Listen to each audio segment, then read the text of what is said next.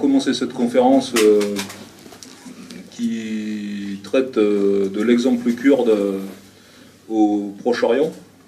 Donc les événements sont télescopés avec l'actualité puisque la conférence a été pour la première fois évoquée lors du congrès de Toulouse où on avait rencontré notre camarade ici présente.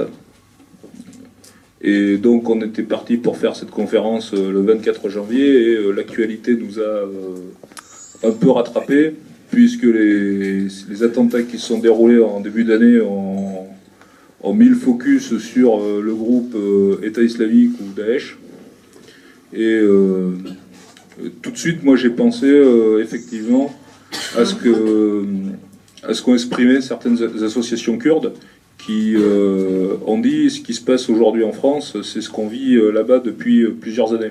Je voudrais donc commencer cette conférence par une minute de silence en mémoire et en hommage à ceux qui sont décédés, que ce soit à Paris et que ce soit au Proche-Orient où il y a des morts tous les jours, que ce soit au niveau des populations kurdes mais aussi des autres populations. On a parlé des yézidis, on a parlé des chrétiens d'Orient.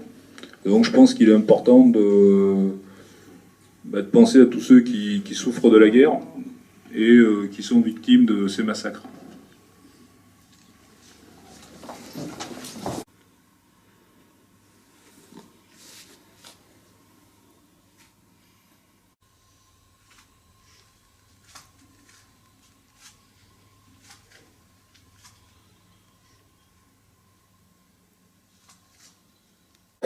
On est parti lors du congrès de Toulouse, on parlait surtout, l'année dernière, on a surtout parlé du conflit en Palestine et notre ami Rosa nous a au congrès, à partir de sa situation personnelle, effectivement, dit qu'il fallait aussi parler de ce qui se passait au Proche-Orient, notamment en Syrie. Et il nous a semblé important de présenter, en lien avec le mouvement des jeunes communistes, il nous a semblé important de présenter ce que pouvait être la construction d'une société de paix et une société sociale malgré les combats.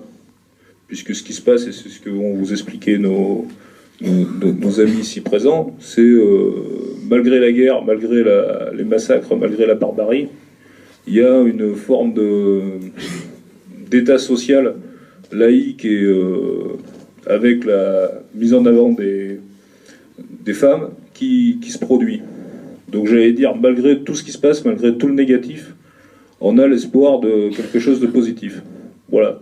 Donc j'espère que vous allez apprendre des choses, vous sensibiliser ou être plus sensible à ce qui se passe en Syrie, en Turquie, et que concrètement, on va en parler à la fin, cela débouche sur politiquement, j'allais dire, sur des actions concrètes pour venir en aide aux populations civiles victimes des massacres dans ces zones-là. Donc je vais laisser la parole à mon ami du mouvement des jeunes communistes de Corrèze, Samuel. Donc bonjour et puis merci à tous et toutes d'avoir fait le déplacement malgré la météo un peu capricieuse. Voilà, nous effectivement, je vais déjà remercier le mouvement de la paix puisque quand on en a discuté tout de suite, on s'est mis d'accord pour organiser une conférence et je pense qu'ils nous ont bien aidés là-dessus. Donc on apprécie les partenariats avec cette association. Ça c'est très positif. Ensuite, je remercie à toutes les personnes présentes. Dominique Grador pour la mairie, je pense. Merci à tout le monde. Donc, on avait pensé faire cette conférence dans un premier temps. Donc, les deux intervenants commencent à introduire commencent à introduire le sujet. Et ensuite, on laisserait la parole à la salle pour débattre.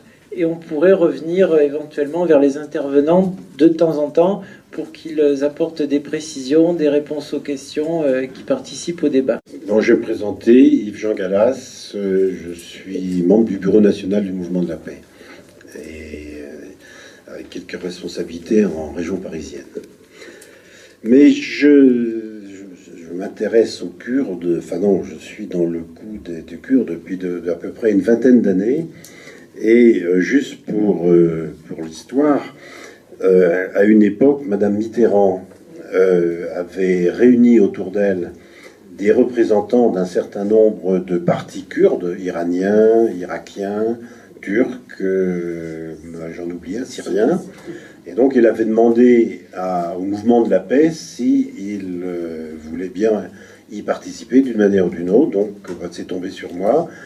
Et j'avoue que j'ai découvert à ses côtés et avec toute cette réalité des Kurdes des choses tout à fait passionnantes, ce qui fait que je suis très heureux de pouvoir aider à y voir un petit peu plus clair sur tout un peuple qui est multimillénaire et qui a vraiment marqué l'humanité. Les premières traces que l'on trouve dans cette région, c'est plutôt vers l'Irak, dans la Mésopotamie, mais c'est juste à la limite du Kurdistan. C'est le Code d'Hammurabi, qui est un code juridique qui doit dater de 4000 ans. Je crois que c'est 3850 ou dans ces eaux-là, on n'est pas un an près. Donc, imaginez-vous la situation en Gaule, je ne sais même pas si ça s'appelait la Gaule, il y a pratiquement 4000 ans. Je crois que c'est important de resituer tout ce peuple kurde dans ce Moyen-Orient qui est un des berceaux de la civilisation. La Mésopotamie, je crois qu'on a tous appris ça à l'école, c'est un des éléments importants. Babylone, Ninive, des noms qui font rêver par les apports considérables à la culture mondiale. Le Moyen-Orient ayant la particularité d'être un lieu de passage entre ce qu'on appelle l'Occident maintenant, disons l'Europe pour faire vite, et puis l'Asie, notamment l'Inde. Si on regarde géographiquement, c'est un lieu de passage, et donc toute l'histoire de cette région vient de là, et toute l'histoire des Kurdes en est profondément imprégnée.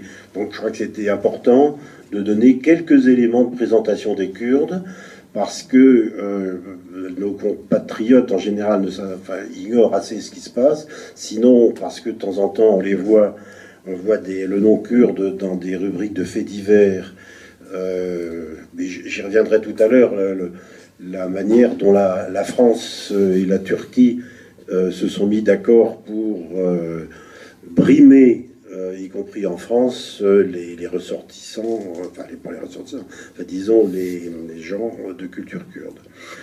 Donc, un autre élément, je crois, important dans la compréhension de ce qui se passe au Kurdistan, c'est l'eau.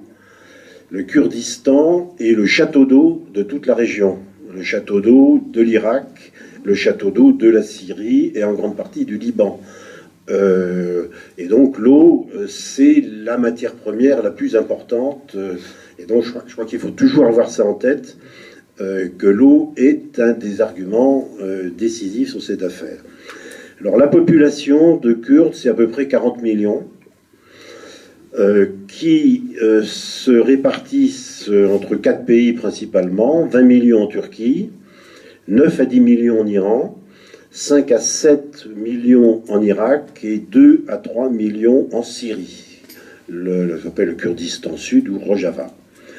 Donc les origines, c'est des noms qu'on a tous entendus et qui font un peu rêver, c'est les Mèdes, c'est les Hittites, c'est tout un ensemble. C'est un des berceaux de la chrétienté. On oublie généralement que dans la Turquie actuelle, les Grecs ont occupé une place très importante, en gros jusqu'au XIXe siècle, et ça a été pratiquement les premiers à avoir été victimes de d'épuration ethnique par les Turcs qui sont dans cette région venant de l'Asie centrale au XIVe siècle. Donc il y a eu des massacres de Grecs dès le XIXe siècle, avant le génocide arménien qui date donc du début du XXe. Je crois que c'est des repères qui peuvent être intéressants. Donc berceau de la chrétienté, pour ceux qui ont un peu de culture religieuse, je ne sais pas s'il y en a, un des pères de l'église, Saint Paul de Tarse, était de la région, puisque la ville de Tarse se trouve en actuelle Turquie, en Anatolie. Donc, quelque chose d'extrêmement important. Alors, pourquoi cette répartition, cette rupture des Kurdes en 4 pays? Donc, l'origine, c'est la chute de l'Empire ottoman pendant la Première Guerre mondiale. L'Empire ottoman était, on appelait l'Empire ottoman l'homme malade de l'Occident, hein, pendant le 18e, 19e siècle. Et donc, il est définitivement mort pendant la guerre de 14. Je passe rapidement sur Atatürk, etc. Enfin, les jeunes Turcs qui sont aussi à l'origine interne. Mais bon, c'était tellement malade que le fruit était mûr pour tomber. Donc, à la fin de la Première Guerre mondiale, donc le traité de Versailles prévoyait qu'il y aurait des accords particuliers pour l'Empire ottoman, qui faisait partie des vaincus, hein, de la guerre. Et donc, il y a eu un traité de Sèvres dans la foulée du traité de Versailles en 1921 qui prévoyait la création d'un pays qui s'appelait le Kurdistan. Du temps de l'Empire ottoman, un pays existait s'appelant le Kurdistan. Et on a encore des cartes de l'époque, début du XXe siècle, où on voit les limites de ce...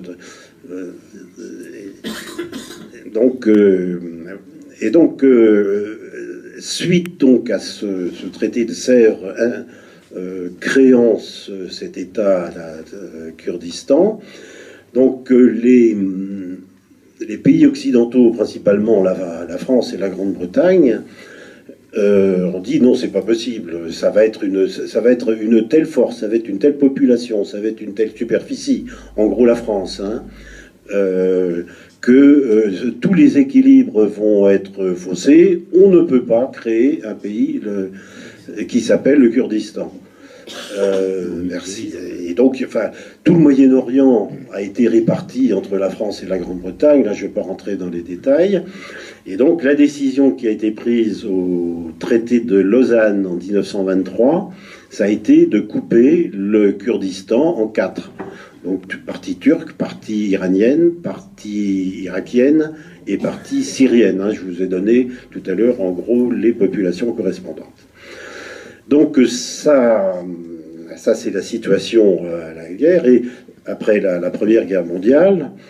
Ensuite, donc, les choses, tant bien que mal, ont fait, et il y a eu réellement un début de revendication de la culture kurde, guerre avant les années 50-60. C'est à peu près à cette époque-là qu'il y a une forme de...